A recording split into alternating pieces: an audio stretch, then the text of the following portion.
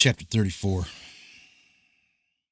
And the number of all the males that were circumcised were 645 men and 246 children. But Chedechem, son of Pered, the father of Hamor, and his 6 brothers would not listen to Shechem and his father Hamor, and they would not be circumcised, for the proposal of the sons of Jacob was loathsome in their sight, and their anger was greatly roused at this, that the people of the city had not hearkened to them. And in the evening of the 2nd day they found 8 small children who had not been circumcised, for their mothers had concealed them from Shechem and his father Hamor, and from the men of the city. And Shechem and his father Hamor sent to have them brought before them to be circumcised, when Chedechem and his 6 brothers sprang at them with their swords and sought to slay them. And they sought to slay also Shechem and his father Hamor, and they sought to slay Dinah with them on account of this matter. And they said unto them, What is this thing that you have done? Are there no women amongst the daughters of your brethren the Canaanites, that you wish to take unto yourselves daughters of the Hebrews, whom ye knew not before, and will do this act which your fathers never commanded you? Do you imagine that you will succeed through this act which you have done? And what will you answer in this affair to your brethren the Canaanites, who will come tomorrow and ask you concerning this thing? And if your act shall not appear just and good in their sight, what will you do for your lives, and we for our lives, and your not having hearkened to our voices? And if the inhabitants of the land and all your brethren, the children of Ham, shall hear of your act, saying, On account of a Hebrew woman did Shechem and Hamor, his father, and all the inhabitants of their city do that which they had been unacquainted, and which their ancestors never commanded them, where then will you fly, or where conceal your shame all your days before your brethren, the inhabitants of the land of Canaan? Therefore we cannot bear up against this thing which you have done, neither can we be burthened with this yoke upon us, burthened with this yoke upon us, which our ancestors did not command us. Behold, tomorrow we will go and assemble all our brethren, the Canaanitish brethren who dwell in the land, and we will all come and smite you and all those who trust in you, that there shall not be a remnant left from you or them. And when Hamor and his son Shechem and all the people of the city heard the words of Chickedem and his brother, they were terribly afraid of their lives at their words, and they repented of what they had done. And Shechem and his father Hamor answered their father Chiddekem and his brethren, and they said unto them, All the words which you spoke unto us are true. And now do not say, nor imagine in your hearts, that on account of the love of the Hebrews we did this thing that our ancestors did not command us, but because we saw that it was not their intention and desire to accede to our wishes concerning their daughter, as to our taking her, except on this condition, so we hearkened to their voices and did this act which you saw, in order to obtain our desire from them. When we shall have obtained our request from them, we will then return to them and do unto them that which you say unto us. We beseech you then to wait and tarry until our flesh shall be healed and we again become strong, and we will then go together against them and do unto them that which is in your hearts and in ours. And Dinah, the daughter of Jacob, heard all these words which Chedechem and his brothers had spoken, and what Hamor and his son Shechem and the people of their city had answered them. And she hastened and sent one of her maidens that her father had sent to take care of her in the house of Shechem, to Jacob her father, and to her brethren, saying, Thus did Chedechem and his brothers advise concerning you, and thus did Hamor and Shechem and the people of the city answer them. And when Jacob heard these words, he was filled with wrath, and he was indignant at them, and his anger was kindled against them. And Simon and Levi swore and said, As the Lord liveth, the God of the whole earth, by this time tomorrow there shall not be a remnant left in the whole city. And 20 young men had concealed themselves who were not circumcised, and these young men fought against Simon and Levi, and Simon and Levi killed 18 of them, and 2 fled from them and escaped to some lime pits that were in the city, and Simon and Levi sought for them but could not find them. And Simon and Levi continued to go about in the city, and they killed all the people of the city at the edge of the sword, and they left none remaining. And there was a great consternation in the midst of the city, and the cry of the people of the city ascended to heaven, and all the women and children cried aloud. And Simon and Levi slew all the city. They left not a male remaining in the whole city. And they slew Hamor and Sheshem his son at the edge of the sword, and they brought away Dinah from the house of Sheshem, and they went from there.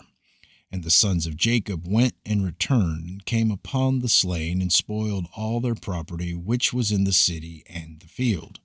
And whilst they were taking the spoil, 300 men stood up and threw dust at them, and struck them with stones. When Simon turned to them, and he slew them all with the edge of the sword, and Simon turned before Levi, and came into the city. And they took away their sheep and their oxen and their cattle, and also the remainder of the women and the little ones, and they led all these away. And they opened a gate and went out and came unto the father Jacob with vigor. And when Jacob saw that they had done to the city, and saw the spoil that they took from them, Jacob was very angry at them. And Jacob said unto them, What is this that you have done to me? Behold, I obtained rest among the Canaanitish inhabitants of the land, and none of them meddled with me.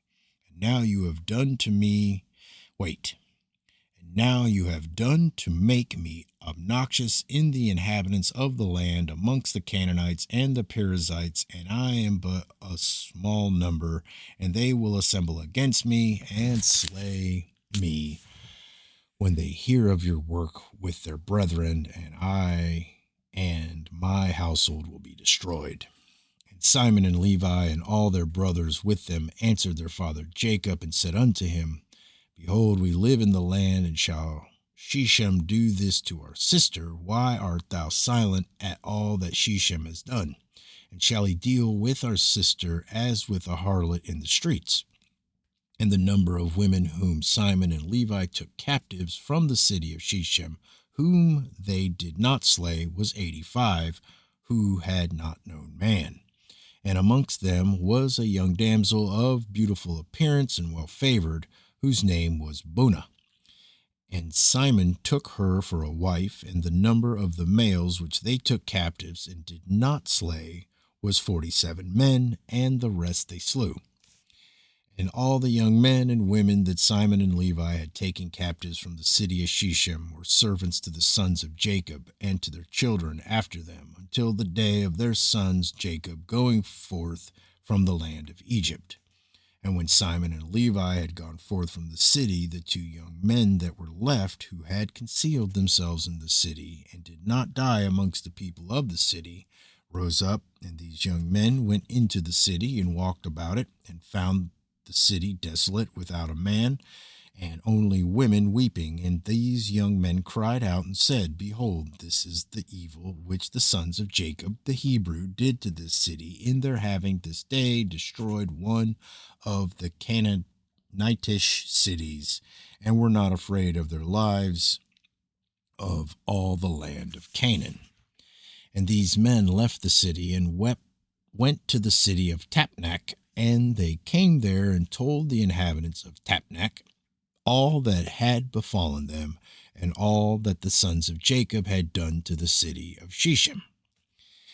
And the information reached Jasher, king of Tapnach, and he sent men to the city of Sheshem to see those young men, for the king did not believe them in this account, and saying, How could 2 men lay waste such a large town as Sheshem?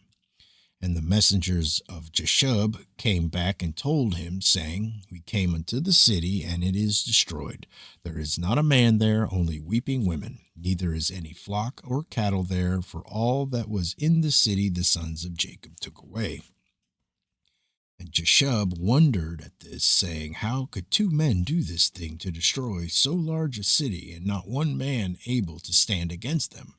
For the like has not been from the days of Nimrod, not even from the remotest time has the like taken place. And Jeshub, king of Tapnach, said to his people, Be courageous, and we will go and fight against these Hebrews, and do unto them as they did unto the city, and we will avenge the cause of the people of the city.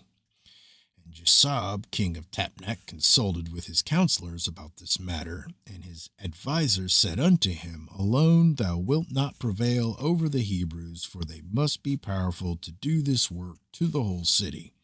If two of them laid waste the whole city, and no one stood against them, surely, if thou wilt go against them, they will all arise against us and destroy us likewise.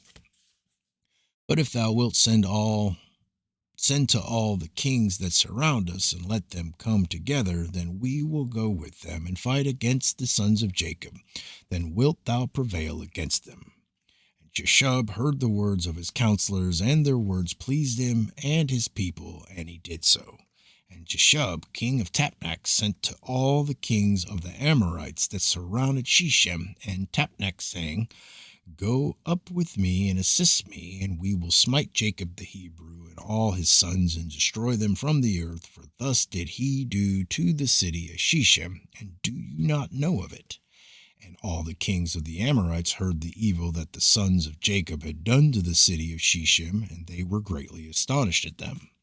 And the 7 kings of the Amorites assembled with all their armies, about 10,000 men with drawn swords, and they came to fight against the sons of Jacob. And Jacob heard that the kings of the Amorites had assembled to fight against his sons, and Jacob was greatly afraid, and it distressed him. And Jacob exclaimed against Simon and Levi, saying, What is this act that you did? Why have you injured me to bring against me all the children of Canaan to destroy me and my household?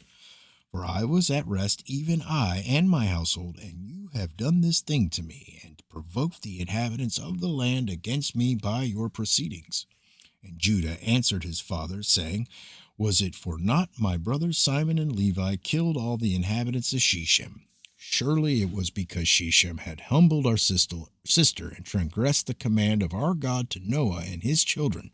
For Shechem took our sister away by force and committed adultery with her. And Shechem did all this evil, and not one of the inhabitants of his city interfered with him, to say, Why wilt thou do this? Surely for this my brothers went and smote the city, and the Lord delivered it into their hands, because its inhabitants had transgressed the commands of our God. It is then for naught that they have done all this. And now why art thou afraid or distressed, and why art thou displeased at my brothers, and why is thine anger kindled against them?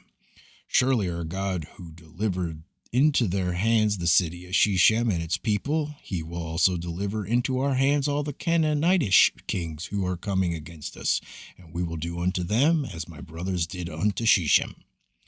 Now be tranquil about them, and cast away thy fears, but trust in the Lord our God, and pray unto him to assist us, and deliver our enemies into our hands. And Judah called to one of his father's servants, Go now and see where those kings who are coming against us are situated with their armies. And the servant went and looked far off, and went up opposite Mount Sihon, and saw the camps of the kings standing in the fields. And he returned to Judah and said, Behold, the kings are situated in the field with all their camps, and people exceedingly numerous, like unto the sand upon the seashore.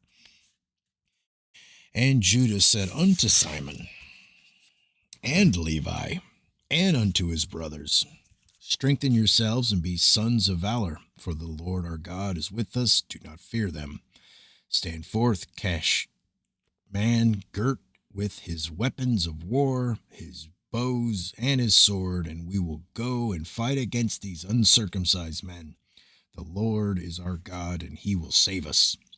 And they rose up, and each girt on his weapons of war, great and small, cleven sons of Jacob, and all the servants of Jacob with them. And all the servants of Isaac who were with Isaac in Hebron all came to them equipped in all sorts of war instruments, and the sons of Jacob and their servants, being 112 men, went towards these kings, and Jacob also went with them. And the sons of Jacob sent unto their father Isaac, the son of Abraham, to Hebron, the same is Kereth Arba, saying, Pray, we beseech thee, for us unto the Lord our God, to protect us from the hands of the Canaanites who are coming against us, and to deliver them into our hands.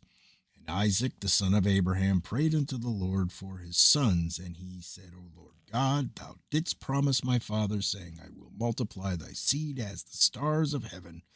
And thou didst also promise me, and establish thou thy word, now that the king of Canaan are coming together to make war with my children, because they committed no violence.